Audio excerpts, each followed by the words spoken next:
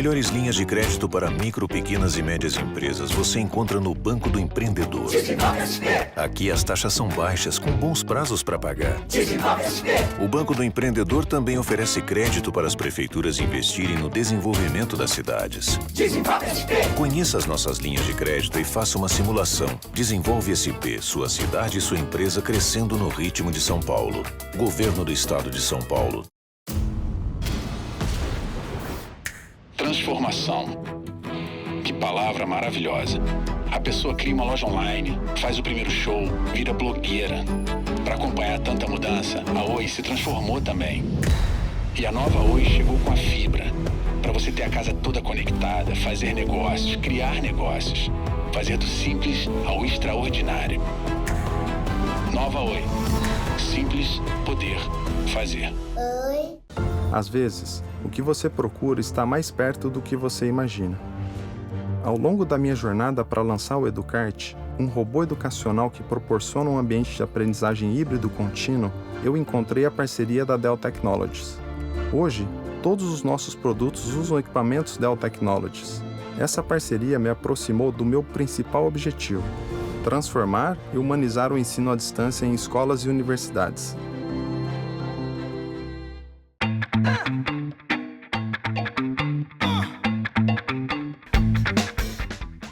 Pessoal, eu estava semana passada com a Dani Graikar no Web Summit e a palestra que eu mais amei foi a do Chris Anderson, que é hoje o cara maravilhoso que dirige o TED, e ele trouxe uma palavra que era a generosidade radical.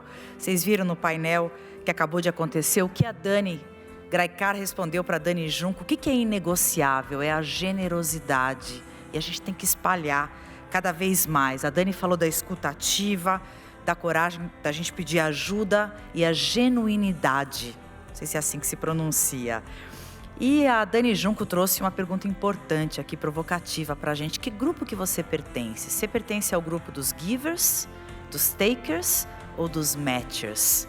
Que grupo que você quer pertencer? Espero que até o final do dia a gente seja cada vez mais givers e matchers. Eu escutei ontem também no TEDx um poeta que ele falou que ele entrega aquilo que ele precisa e que assim é a vida.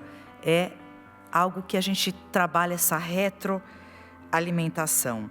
E aí a Dani colocou uma coisa curiosa também, a Dani Junco, que ela fala, todo mundo pergunta, né? Como é que transforma uma comunidade em um negócio? Acho que é uma pergunta de muitas hoje. Ela falou, precisa ter foco, precisa entender o público, mas principalmente precisa ter a coragem, olha ela aí de novo, da gente cobrar por isso, né? Da gente captar recursos para colocar a nossa comunidade, o nosso negócio de pé e girar a roda. E aí, a Dani Junco também, ela perguntou aqui na nossa audiência quem é mãe e quem é filha, né? Quem é pai e quem é filho. E muitos de nós levantamos a mão. E aí eu queria só dividir com vocês que a gente a geração X principalmente, os milênios também vão ser, uma geração sanduíche. Ou seja, os nossos pais dependem da gente, porque a gente está tendo uma longevidade, e os nossos filhos ainda dependem da gente. Ufa!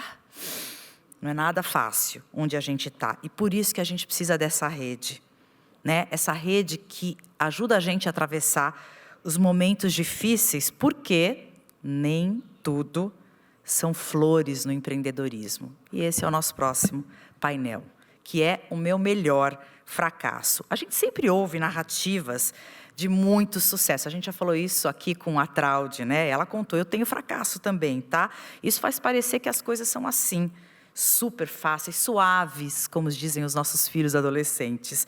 Mas um dado é certo, gente, de cada 10 startups, só 2 são bem-sucedidas. Isso faz parte da vida, faz parte do jogo dos negócios. Então, quando a gente fala dos nossos fracassos, dos nossos erros, isso é de extrema importância, principalmente para quem está se aventurando hoje no mundo do empreendedorismo, para dar aquela coragem que a Lu, da Dell, falou que falta na gente. Então, a gente encarar o fracasso como aprendizado é chave para a gente não desistir dos nossos sonhos, para que a gente siga adiante firme e forte. Tem uma frase que eu adoro, eu aprendi com a Cris Axé. Ou eu ganho, ou eu aprendo. No próximo painel, a gente vai aprender com o erro dessas mulheres incríveis que toparam mostrar a sua vulnerabilidade no nosso palco. Acho que a Brené Brown abriu esse espaço para todas nós. Então, para formar o nosso painel, uma honra ter aqui a superpoderosa Carol Pfeiffer, CEO e cofundadora da Atom, que além de investidora em dezenas de startups, é jurada do programa Shark Tank. Obrigada, Carol, por estar aqui com a gente.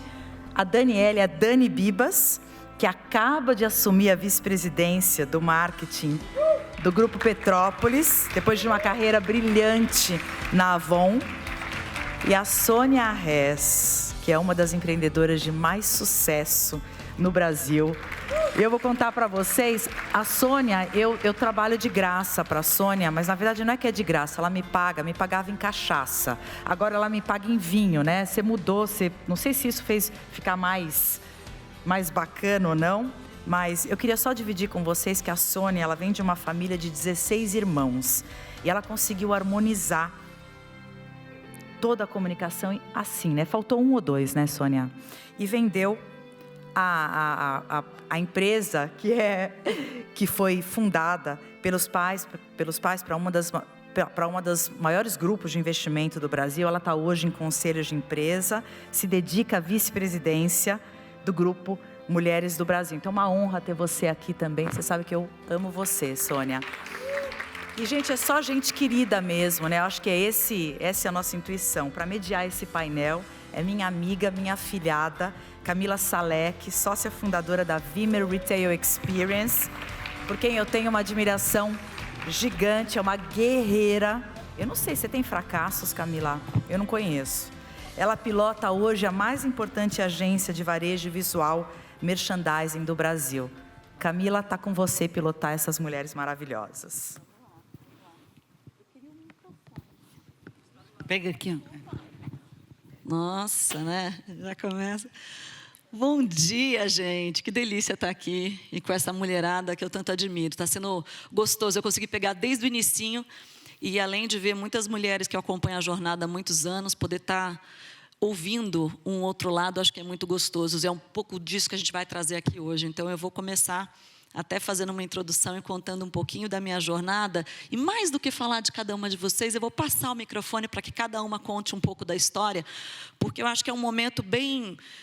esse bate-papo, quando a gente está falando sobre empreendedorismo feminino, sobre a força da mulher em gerar negócios, uma das coisas que, para mim, eu tenho aprendido cada vez mais é que a nossa história, ela conta e muito para o que a gente vem escrevendo e para o que a gente vai escrever. Eu empreendo há 16 anos... à frente da minha empresa, estava no mercado, antes disso, trabalho já há 25 anos dentro de marketing de varejo. Também tive o privilégio de ter grandes gestoras na minha vida, grandes mulheres que me impulsionaram. A Andrea Bisker é uma delas, talvez a que eu carregue com mais carinho já, sei lá, já deve ter uns mais de 25 anos. 25 anos, exatamente o time da minha carreira, que legal. E estar aqui hoje, poder compartilhar um pouco dessa história, eu acho que faz parte da minha jornada, pelo menos dos últimos anos, e em cada momento conhecendo e vivenciando com outras mulheres um pouco sobre isso. Hoje o nosso tema aqui vai ser falar sobre os tropeços, né? Porque muitas vezes tudo parece bonito demais, mas a tarefa de empreender, a tarefa de ser responsável por pessoas, por um negócio, por grupos, muitas vezes, não é uma tarefa nem um pouco fácil. Na maior parte das vezes, somada a tudo que a gente faz, é uma tarefa que no final do dia você fala: vamos embora, vamos fôlego, amanhã tem mais um dia, né? Para quem trabalha no varejo, que é o meu caso, esse período do ano, então, é o mais loucurinha possível. Então, eu espero que vocês gostem. A gente separou 40 minutinhos aqui de bate-papo, realmente sobre o outro lado, que muitas vezes não é apresentado em grandes talks como esse que a gente está aqui hoje. Eu tenho vários tropeços, sim, Andrea Bisker.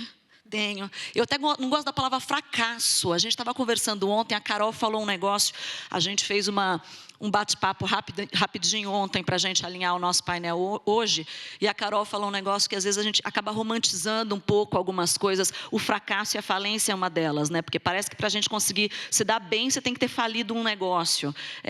Cara, assim, a falência eu acho que é um extremo, assim. A gente tem vários tropeços, acho que na nossa vida de empreendedora, na nossa vida de gestora de negócios, né?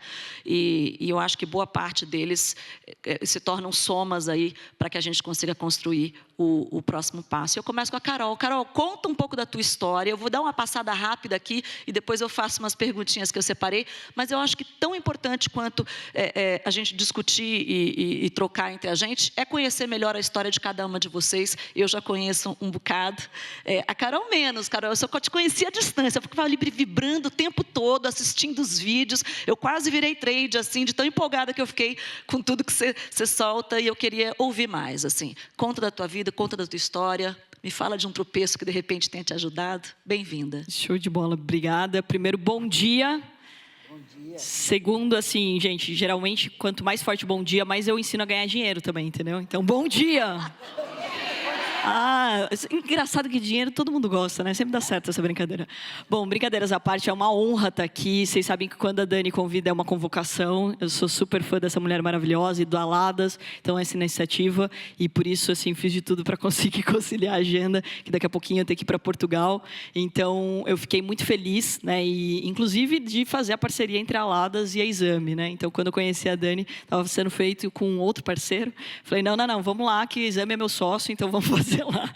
E primeiro, assim, resumidamente, né, eu estou há 17 anos no mercado financeiro. É um mercado onde eu nunca imaginei estar. Eu sou de uma cidade do interior de São Paulo, que é Porto Feliz, que agora entrou no mapa graças à Fazenda Boa Vista, que é o metro quadrado mais caro de São Paulo. Então tá ótimo, minha família está super feliz que valorizou lá.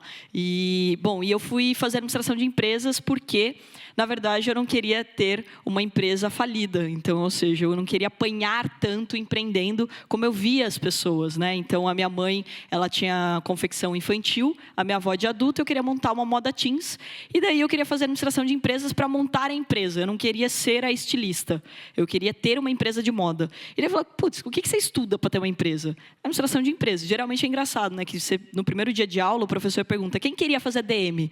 Aí ninguém levanta a mão, porque todo mundo queria. Meio que assim, por acaso as pessoas vão fazer ADM. E no meu caso eu queria mesmo estudar isso, né?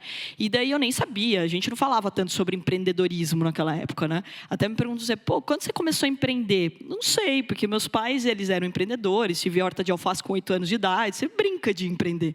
E depois você vai entendendo que é um negócio sério, que você tem que estudar e etc. E daí no primeiro ano de faculdade eu acabei conhecendo a Bolsa de Valores. E eu me apaixonei por esse mercado. Confesso que a primeira vez que eu vi, achei que era uma loucura, aquele monte de gráfico, sobe e desce, não sei o quê. Falei, pelo amor de Deus, isso daí não é para mim. Só que daí meu irmão, né, tinha começado a aprender e me incentivou a aprender também. E eu acabei gostando de uma coisa muito importante, que é a meritocracia. Porque no mercado financeiro, o que importa é a última linha. É o quanto você se dedica, quanto você gera de lucro, se você vai ser bem-sucedido ou não. E daí, quando você fala, principalmente para a mulher disso, é maravilhoso. Porque não importa se você é homem ou mulher, se você veio de uma família rica ou pobre, quanto mais você estudar, mais dinheiro você pode ganhar. E daí eu comecei a me apaixonar por isso. E daí eu fui me apaixonando também por educação. Então eu sempre percebia que quanto mais eu estudava, mais eu podia crescer. E eu via que as pessoas, elas achavam tudo muito complicado. Eu falei, gente, mas bolsa não é um bicho de 7 cabeças, é comprar barato e vender caro. E daí eu começava a ver que eu tinha uma habilidade para traduzir coisas complicadas. E daí eu foquei em me tornar uma comunicadora, uma educadora.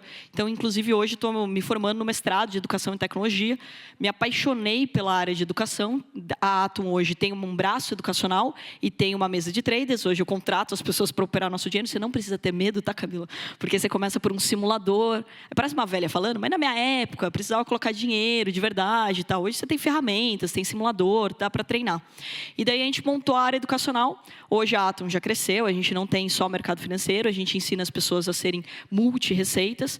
E assinei recente com o Shark, né, por causa da minha entrada no Shark, todo mundo me pedia para falar de empreendedorismo. A gente assinou o Shark School para montar uma escola para falar de empreendedorismo no nível MBA, para as pessoas poderem aprender e apanharem menos. E eu achei muito legal a provocação do tema, porque eu acho que a palavra fracasso é muito pesada, né? E daí as pessoas tendem, é o que eu falei ontem com vocês, né? Romantizar isso. Mas a gente tem que levar a sério isso, porque também a gente fala assim, não errei, você não evolui. Se você não achar que você teve uma dificuldade, que você apanhou naquele momento, você não vai evoluir. E, putz, eu posso ficar aqui 10 horas falando de todos os fracassos que já passaram na minha vida e que foram muito bons para transformar a gente. Mas, na hora, ninguém acha bom, né? Você está naquele terror e, óbvio, né? A gente tem também os hormônios. Se for aquele dia, então, que você está de TPM, piorou. Então, ou seja, tem, acho que, um grande desafio aqui para o nosso painel. Muito bom, obrigada. Quero ouvir você, Dani. Quero ouvir essa história toda, que eu conheço um pedaço dela aqui. Conta pra gente. Acho que eu sou a Dani Bibas, uma história bastante diferente, porque eu estou no mundo corporativo, sempre fui executiva, fiz administração de empresas, entrei lá também porque não sabia o que queria, né? Mas acabei indo trabalhar em marketing e... A primeira metade da minha carreira trabalhei na Procter, mais tempo fora do Brasil, fiz uma carreira internacional, fiquei 12 anos fora, vendendo muitas categorias de produtos. E voltei para o Brasil em 2010, passei quase 15 anos no mercado de beleza, um pedaço na P&G e depois entrei na Avon, onde eu passei os últimos 12 anos aí. Mercado global, mercado da América Latina e os últimos anos no mercado do Brasil. E nos últimos 2 meses fiz uma mudança drástica e entrei no Grupo Petrópolis. Estou super feliz de estar aqui hoje, como palestrante, como patrocinadora, convite da Dani, aqui no Aladas. Então a Black Princess, que é uma das nossas cervejas aqui, está patrocinando o evento. E para mim um desafio muito grande, porque o mercado super masculino, completamente diferente do que o que eu sempre trabalhei. E eu também não gosto da palavra fracasso, né? Por quê? Porque na minha cabeça o fracasso ele é o fim, né? Ele parece que você fracassou e aí acabou. E acho que quando a gente conversou ontem, o que veio na minha cabeça para esse painel foram histórias de vulnerabilidade, histórias de erro. Hoje em dia todo mundo fala, né, sobre vulnerabilidade no mundo corporativo e sobre liderança, né? Como é que os líderes hoje em dia e os grandes executivos lideram mostrando o seu lado vulnerável, o seu lado humano, e que ninguém é Deus e ninguém sabe de tudo, e como é que os executivos se renovam e se reciclam com a velocidade que o mundo anda, do ponto de vista de tecnologia, do ponto de vista de hábito do consumidor. A gente acabou de passar, ou não, né, pela pandemia, porque o Covid parece que está aqui ainda, né? E a quantidade de hábito que se mudou no mundo por causa da pandemia. Então, a pessoa precisa estar sempre se reciclando.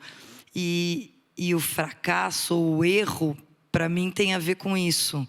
O quanto que um executivo tem a capacidade de se manter humilde, mesmo estando no topo do topo do topo de uma organização, e continuar aprendendo.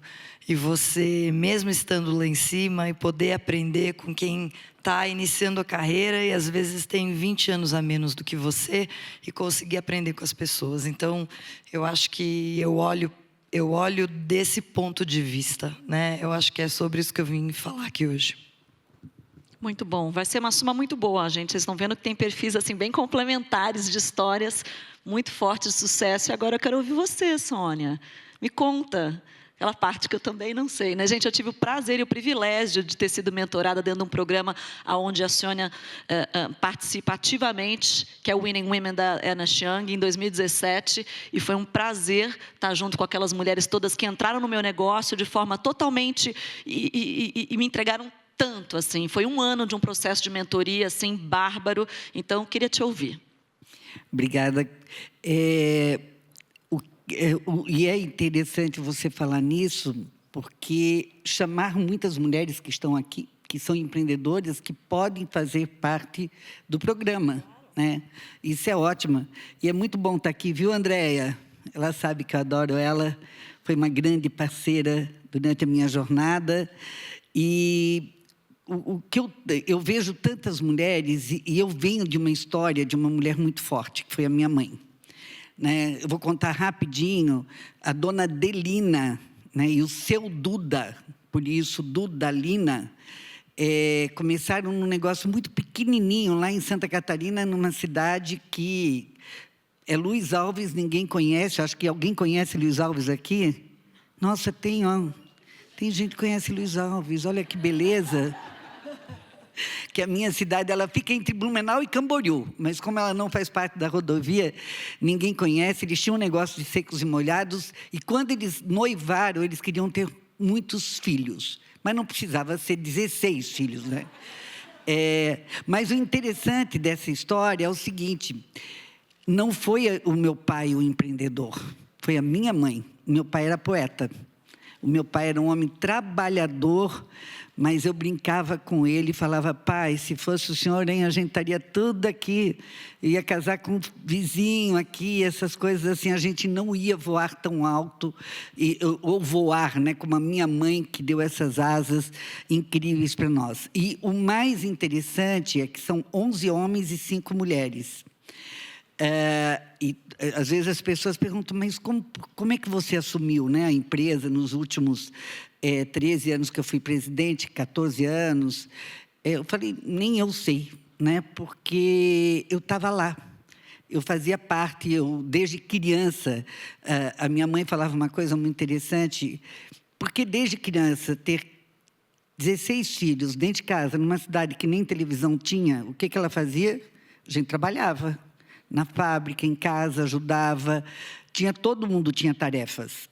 E quando ela fazia entrevista, às vezes as pessoas perguntavam, pois é, mas como é que foi a criação dos seus filhos? Ela falava, filha, não conta que você trabalhava desde criança, porque isso não pode, isso é proibido.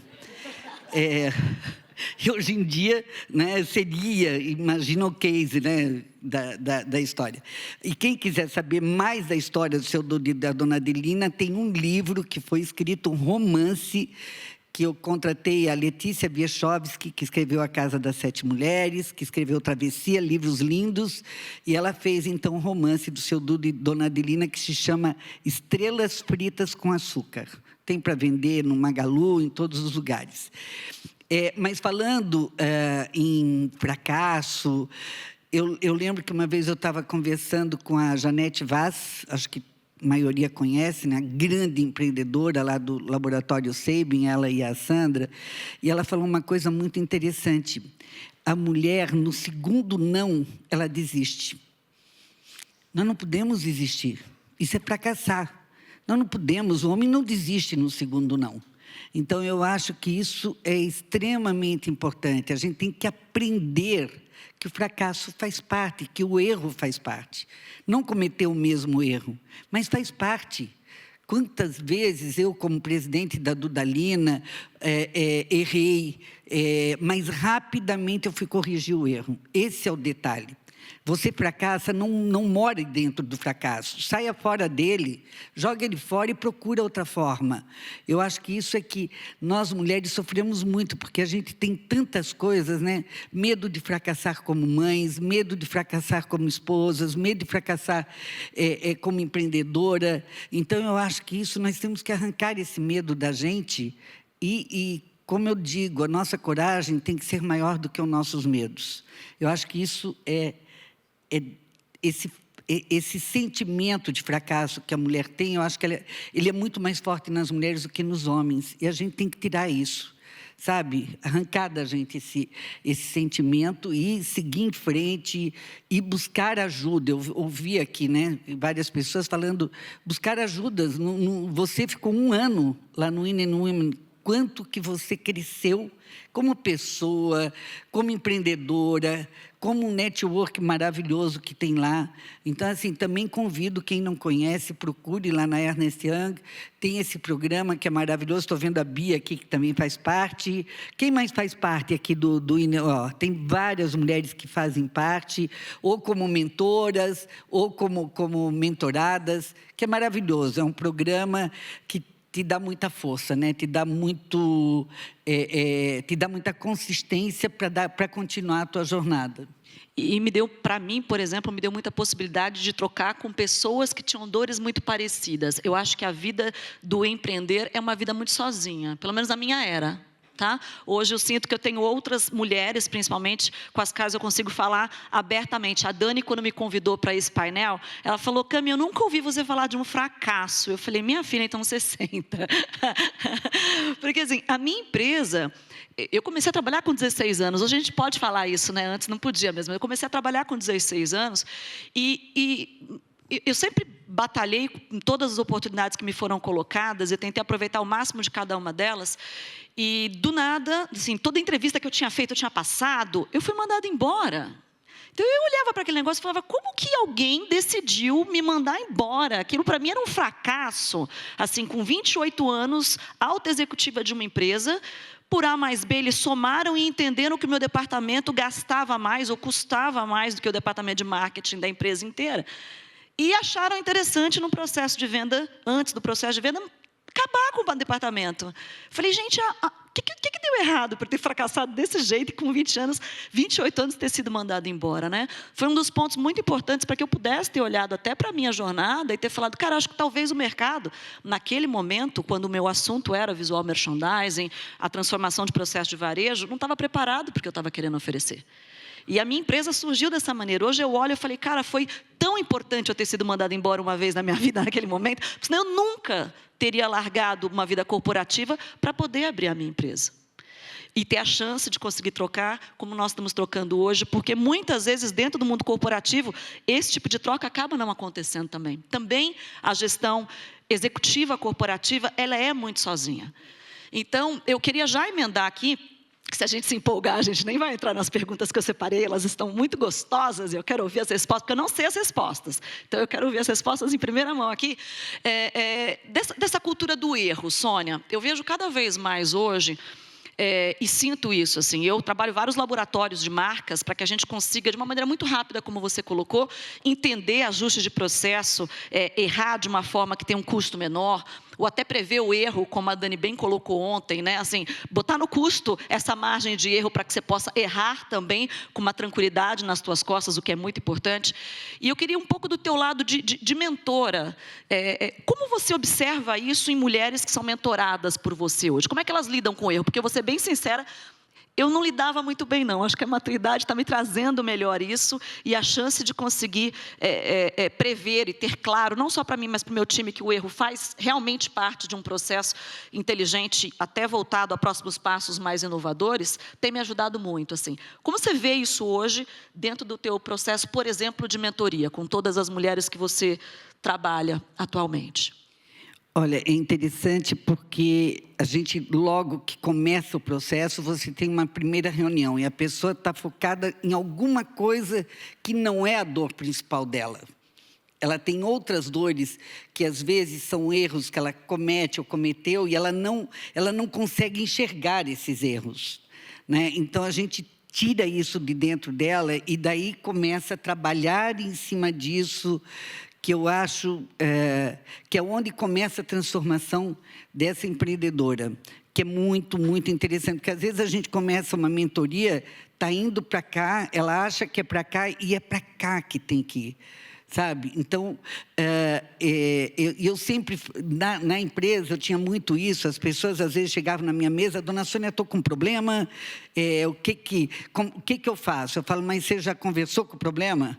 Não, dona Sônia, eu vim pedir para a senhora uma solução. Não, calma.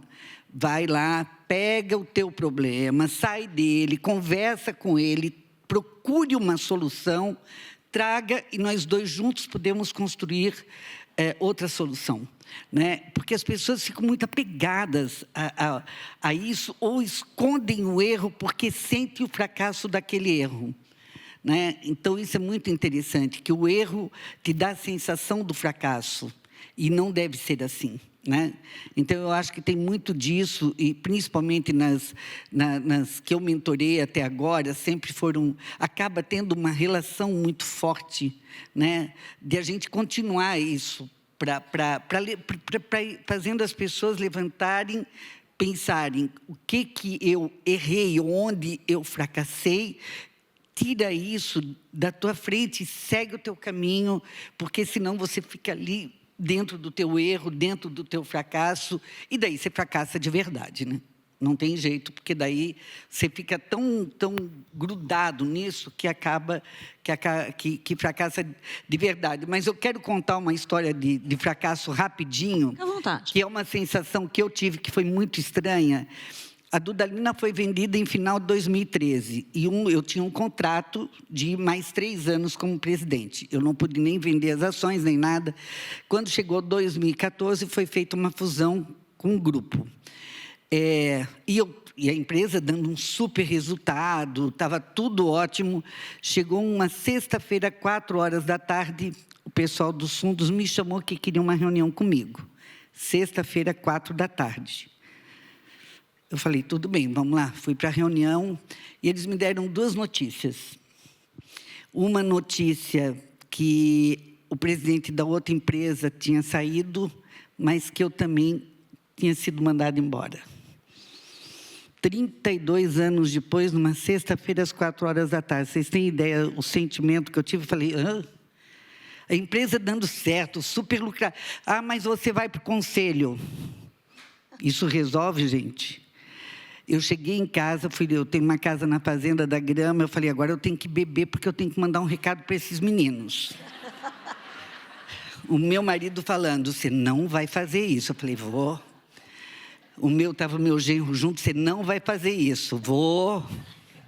Ficava rodando, fugi deles, encontrei, adoro esse uísque, um uísque. Peguei uma dose de uísque desse tamanho, tomei, fiquei bem, daí mandei a mensagem para eles.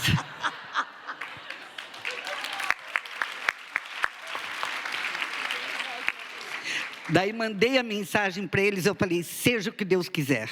Gente do céu, eram 4, 2 de um fundo, 2 outros. Sônia, o que aconteceu? Onde é que você está? A gente precisa conversar com você. Eu falei, já passou. Já estou ótima, já estou bem, não precisa não, só me fale como é que é o processo, está tudo bem. E olha, foi o fracasso a melhor sensação que eu tenho hoje de estar livre, de poder fazer outras coisas, de estar dedicada ao terceiro setor, de estar lá no Grupo Mulheres do Brasil, que quero convidar todas vocês a participarem, grupomulheresdobrasil.org.br. Através do feminino é que nós vamos mudar esse mundo. Então, assim, o fracasso bom, viu, gente? Esse foi o melhor de todos, com uma dose de uísque poderosa. Muito bom. Muito bom. Eu escrevi uma coluna durante essa pandemia que, quando deu 100 dias, eu falei 100 dias e 100 taças de vinho. Porque, quando me perguntam, eu nunca podia imaginar que um dia eu ia ajudar uma loja a trabalhar de porta fechada. Uma pessoa que só trabalha, ou que 80% do que faz é cuidar de um ambiente onde as pessoas se conectam com marcas através do ambiente físico, né? Eu chorei uns 2 dias, daí para frente comecei a tomar uma tacinha de vinho todo dia. Quando deu 100, eu escrevi uma coluna, que foi a melhor coluna que eu já escrevi na Bazar ever, assim, de todos os tempos. Então, bom, a dica é boa, a dica é boa. Dani, me fala um pouco dentro dessa história de erros e de tropeços. A vida corporativa, ela talvez não nos dê essa liberdade de errar, como... Não que na vida de empreendedor a gente tenha essa liberdade também, mas talvez as cobranças e esse erro previsto, até onde? É a minha pergunta para você, assim, até onde existe um erro tolerado na vida corporativa? Como é que você lida com isso nos seus times, enfim, dentro de uma posição tão importante que você tem hoje dentro de uma companhia, dentro de um grande grupo, até onde o erro é tolerado? Eu acho que a grande dificuldade hoje nas grandes empresas do erro, e eu não estou falando do pequeno erro do dia a dia, né? É como é que você equaciona o grande erro com os orçamentos, né? O orçamento que você tem que entregar e a expectativa dos acionistas, né? Que foi principalmente quando você está trabalhando numa empresa aberta, de capital aberto, né? Porque porque gerenciamento de risco, essa para mim é uma coisa que não está equacionada, e que eu acho que para ser muito sincera, as pessoas falam muito sobre as empresas têm que arriscar, e é muito bacana, e não sei o quê, mas na hora que você chega lá e você apresenta um plano de risco, ninguém quer bancar. Então, assim, como é que você gerencia isso? Como é que você gerencia o risco? Como é que o risco entra dentro do orçamento do ano, né? Eu acho que esse é o grande tema dentro das empresas. Como é que o risco financeiro está dentro do orçamento, dentro dos números, né? Porque, no final das contas, o erro é traduzido nisso, é traduzido em números. Nada mais é do que isso. Quando dá ruim, quando a coisa dá errada, né? Você não traz a receita, você não traz o lucro que estava esperado. Então, o resultado financeiro não é entregue. Então, eu acho que o problema que é gerado para a empresa é esse. Então, como é que você gerencia isso? Você faz isso numa escala menor, você começa pequeno, você faz numa região pequena, você isola e faz em uma marca só, quando você tem 25 marcas. Ela não tem, acho que, uma resposta para todo mundo, e eu acho que tem muita empresa por aí que fala muito e faz pouco, sabe, sobre isso, e que é para inglês ver, para ser muito sincera, sabe? Que não é simples, porque na hora do vamos ver não quer bancar o risco, e eu acho que essa é a dificuldade do mundo corporativo hoje, né? É você equacionar o risco financeiro com o que o acionista está a fim de e precisa entregar no final do dia, né? Porque o erro nada mais é do que isso, né? Esse equacionar do erro, né, é uma das coisas que eu tenho implantado internamente dentro da minha empresa, que tem provocado muito o time, e eu acho que muito do que da cultura do erro também tem a ver com pessoas, né? A gente olha muito dentro do varejo, da cultura do varejo, tudo é meio urgente. Então, tudo é para ontem. As datas não mudam, né? O Natal continua no Natal, Dia dos Namorados continua no Dia... Mas é tudo urgente. Parece que a gente acorda sempre pouquinho tempo antes dessa sazonalidade acontecer.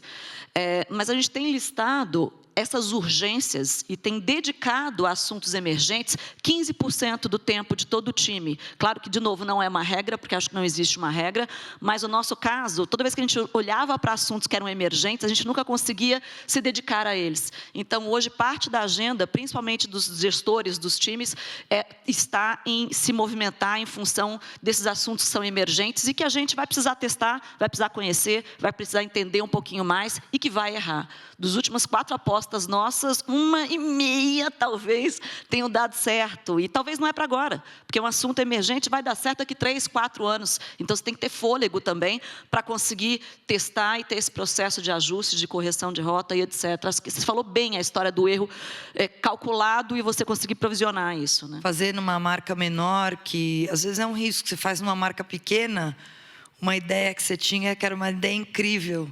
E aí você perde a oportunidade de fazer numa marca grande, fazer um barulho grande no mercado, entendeu? Mas você não fez na marca grande porque era arriscado. Então, às vezes não é trivial, né? Então, você faz num mercado pequeno, você mostrou para todo mundo a tua ideia. Então, eu acho que aí é que às vezes está a dificuldade aí de você medir qual é realmente o risco que existe, né? Perfeito, Dani. E aproveitando que eu citei aqui pessoas, eu queria olhar o teu olhar agora de investidora, Carol. Assim, quando a gente fala em erros, em fracassos, é claro que a gente está falando de gente envolvida, né? Eu não tenho esse olhar técnico para investir e para olhar para as pessoas e falar, cara, isso aqui vai dar um bom negócio, mas toda vez que eu ouço e todas as vezes que eu participei de discussões e de rodadas de investimento em empresas, todo mundo me fala, cara, apostem em pessoas, aposte em quem está atrás deste negócio que você quer investir. E eu queria um pouco ter o olhar agora de investidora em negócios, assim. Como é que você lida com isso? Como você faz essa escolha nos teus investimentos? E se você já tomou tropeços nesse sentido, onde você falou, cara, vou apostar nessa pessoa, pessoa e depois você sentiu que, de repente, faltou para conseguir tracionar e você teve que entrar dentro desse negócio, por exemplo, para fazer acontecer. Me conta um pouquinho esse lado, que eu acho que é bem complementar aqui ao que a gente discutiu. Perfeito. E quem nunca, né, tomou um tropeço aí de acreditar numa outra pessoa? Primeiro, até falando sobre pessoas, estou me sentindo muito em casa, né? Porque uma toma vinho todo dia, a outra falou do uísque, a outra trabalha com bebidas. Eu achei ótimo aqui esse país. Eu acho que, inclusive, deveria virar um podcast, eu acho que é um ótimo tema, e deveria ser com drinks. Então, já fica aqui o convite, né?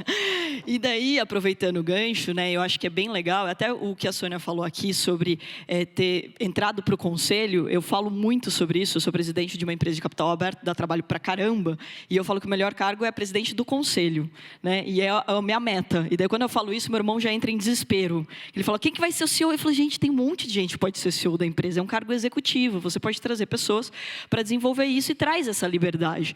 Mas o grande desafio é esse mesmo, como que você traz as pessoas para trabalhar. Agora, óbvio que ninguém quer tomar o pé na bunda, né? Todo mundo quer terminar um relacionamento. Então, você fala, putz, o relacionamento já está indo muito mal. Mas você quer terminar o relacionamento, né? Então, quando terminam com você, é muito frustrante. Por mais que você já tinha planejado isso, você já queria isso. E a mesma coisa em relação a quando você vai investir em alguém, né? Ali no Shark, eu tive que desenvolver uma habilidade de entender pessoas. Porque, primeiro, né, gente, quando vocês ficarem com dó do empreendedor, fique com dó do Shark, tá? Porque a pessoa que entra por aquela porta, ela sabe tudo sobre a gente. Ela sabe o que a gente gosta, o que não gosta, ela já me escutou, ela viu uma entrevista. Se me acompanhar na rede social, sabe a roupa que eu estou usando, o que eu comi, sabe tudo. Então, é isso. Agora, eu nunca vi aquela pessoa. Vou ter que fazer as perguntas, inclusive virou módulo de Harvard, você aprender a fazer as perguntas certas, porque eu tenho pouco tempo ali. Então, eu tenho que fazer as perguntas certas para eu poder entender mais sobre aquela pessoa e não só sobre o negócio dela, mas sobre quem ela é. Porque depois eu vou ter que conviver com aquela pessoa.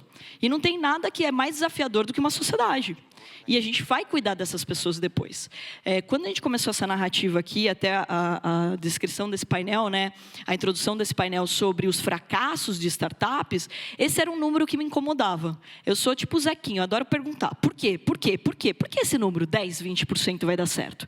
E daí eu fui percebendo que muitos dos investidores em startups ou em PMEs, eu gosto muito mais de PMEs, né, de pequenas e médias empresas, do que até de startups, elas eram sempre investimentos muito passivos.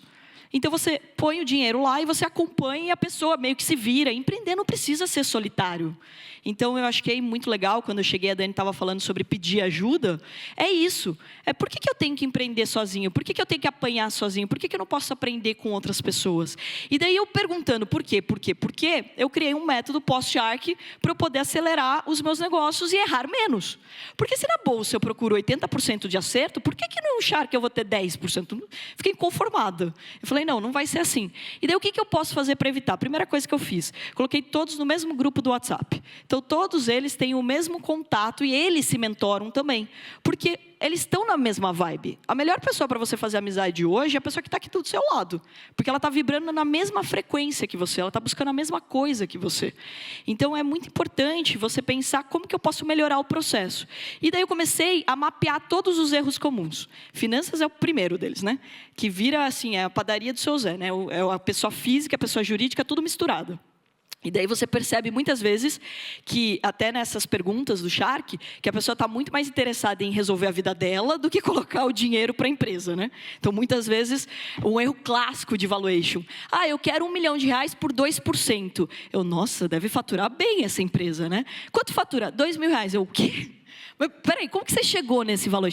Não, é que eu preciso de R$1 milhão e eu estou disposta a te dar 2%. Eu falei, é um ótimo argumento, né? Então, ou seja, não pensa pelo lado do investidor que ele quer o payback. Eu quero o retorno do investimento. A gente não é uma ONG, né? Então, estou lá para ganhar dinheiro também com os investimentos que eu estou fazendo. E daí eu comecei a perceber que eu quero ter mais sucesso, eu preciso arrumar essa questão financeira. Outra questão que eu preciso arrumar é vendas, o marketing, todos eles têm interesse em falar de B2B, então eu trago isso. Então eu trago também muitas mentorias que acontecem aos sábados para poder ajudá-los. Só que o grande desafio, ainda assim, é quem vai executar, quem não vai executar. Quem é a pessoa que de fato vai explorar o que você está colocando ali para ela e quem não vai? Teve uma, inclusive, eu mudei o meu jeito de investir por causa dela. Eu apanhei na primeira temporada, porque eu queria ter velocidade, eu queria se achar que resolve mais rápido ali.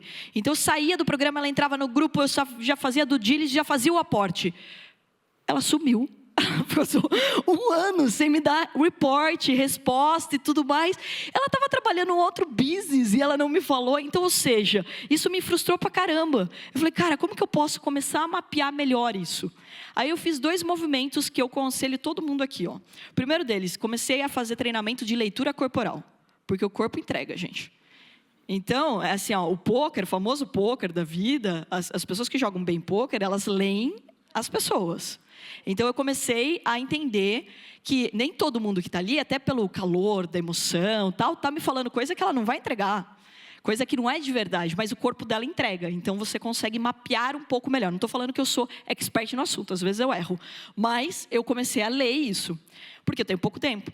E segundo, tem um teste que eu acho maravilhoso, que chama ADV. Esse teste, ele tem uma parte do DISC também, mas ele é maior, né? Ele é mais completo. E ele gera 78 páginas sobre você. 78 páginas. Você leva 15 minutos para fazer e ele leva 78 páginas. Teste ADV, gente. E daí eu tenho dentro do time da Ato uma psicóloga, uma performance coach. E daí ela dá essa devolutiva para as pessoas. E por que eu gostei muito desse teste? Porque daí eu obrigo todo mundo que eu investi a fazer o teste. Obrigo no bom sentido, tá? Então eu peço para todo mundo fazer o teste. Porque o teste não é para mim. Eu não quero... a Carol quer ver se essa pessoa é doida ou não, coisa do tipo. Não. É porque o teste, olha o slogan dele. É o dobro de resultado com metade do esforço. Então, ou seja, tem habilidades que você tem naturalmente. E qual a tendência natural do empreendedor? Ele querer fazer tudo, mas ele não é bom em tudo. Por exemplo, parece que eu sou super organizado, mas não sou. Por isso eu tenho uma agenda, e eu tenho uma pessoa no meu time, que é a Patrícia maravilhosa, que bota na agenda. Então, por exemplo, estou aqui, ninguém me liga, ninguém me interrompe, mas isso porque eu não era tão organizada. Então, quando você consegue enxergar as habilidades que você tem, fica muito mais fácil esse relacionamento. E daí eu comecei a errar menos com pessoas. Porque não adianta você falar assim, você deveria saber isso, você deveria fazer bem isso. E daí quando você começa a perceber que tem uma pessoa que ela é super boa de vendas e comunicação e tudo mais, mas o financeiro dela é horrível. Você fala, todo empreendedor tem que saber os números na ponta da língua? Sim. Agora, fazer planilha nem sempre essa pessoa vai fazer. Então, você não pode trazer uma pessoa financeira para ajudar? Você não pode criar, e daí a gente acabou desenvolvendo um CSC, um Centro de Serviços Compartilhados. Porque daí essas pessoas que estão no meu time, elas não têm muitas vezes condição de contratar todos esses bons profissionais. Mas eu consigo contratar um bom financeiro e compartilhar com todo mundo. Eu consigo contratar uma pessoa muito boa de vendas e compartilhar com outras que tenham sinergia. E elas acabam fazendo collab entre elas. Então, assim, realmente um dos meus grandes fracassos é em relação às pessoas. E isso já me deu bastante prejuízo financeiro, né? Então a Atom só existe por causa de um fracasso muito grande que eu conto no podcast depois sobre a gente ter deixado 2 pessoas operarem o nosso dinheiro. Elas perderam muito dinheiro. Foi graças a isso que a gente criou um controle de risco que é automático hoje. Então, isso trouxe uma liberdade para a gente ter trader espalhado em qualquer lugar. Outro grande fracasso foi recente. Eu estava fazendo uma sociedade que o cara, depois eu fui descobrir que era um picareta. Então, ou seja, que me passou para trás. Só que isso é difícil da gente mapear. E, principalmente, apesar da mulher ter esse sentido, ter uma sensibilidade mais aflorada, quando você está fazendo vários negócios, às vezes passa desapercebido isso. E quando você tem valores, você é uma pessoa muito justa, é difícil você acreditar que alguém vai te passar para trás, que alguém não vai ser tão sincero com você. Então, são coisas que a gente vai aprendendo e vai mudando. Mas é muito importante, pessoal, da gente falar de novo sobre isso. De encarar o fracasso, pegar, sentar a bunda na cadeira e falar o que eu errei aqui e o que eu posso fazer para não errar. E mais importante ainda, usem comunidades, grupos como esse, para compartilhar o que vocês fizeram para errar menos. Porque é isso que vai fazer uma grande diferença no empreendedorismo brasileiro. É quando você escuta, putz, chegou nesse limite, o que eu poderia ter feito para não chegar nesse limite? O que eu poderia ter feito para fazer diferente? O que eu posso colaborar com as outras pessoas? Se tivesse me contado que as pessoas eram, por exemplo, os investidores eram mais passivos lá atrás, eu poderia ter errado menos. Se eu conhecesse testes como esse, para filtrar as pessoas, eu poderia ter encontrado sócios ou parceiros melhores. Então, é muito legal da gente pegar e compartilhar mais isso, né? E só aqui, para encerrar essa fala, é interessante também o que a Sônia colocou, que as mulheres muitas vezes desistem no segundo não. E, de novo, eu adoro o porquê, né? Aí eu fui, por que a mulher desiste tão rápido às vezes e tudo mais? Mas se for pensar, olha como é a vida do homem, né? Ele já é educado, inclusive, para tomar não. Porque ele vai na balada, vai chavecar todo mundo e vai tomar um monte de não. E a gente não. Então, ou seja, também tem uma questão cultural que vai sendo desenvolvida, que a gente não tem essa facilidade. Mas se a gente colocar isso para fora e falar, putz, realmente, então eu preciso tomar alguns nãos. Então eu preciso participar, por exemplo, mais de pitches, onde as pessoas vão me criticar. O pitch certo você não faz nem para sua mãe, nem para sua amiga. Você tem que fazer para a pessoa que te odeia.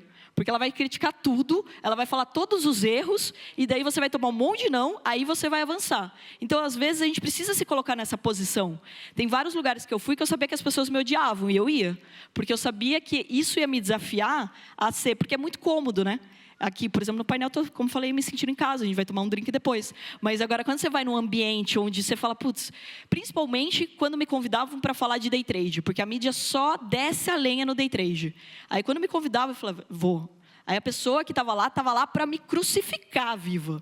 E eu sabia disso. Mas isso me preparava para tomar. Mas não, e nem sempre eu ganho.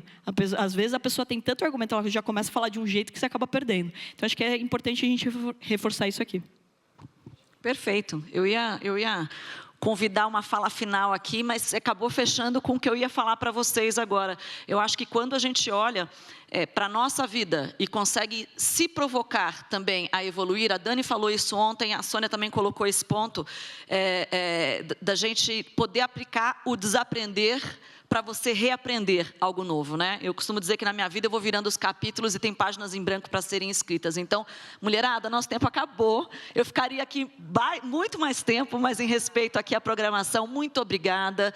Obrigada, Sônia. Obrigada, Dani. Obrigada, Carol. Foi excelente estar com vocês aqui. Obrigada mesmo. Obrigada, gente. Obrigada. Ó, vai virar podcast, não tem problema.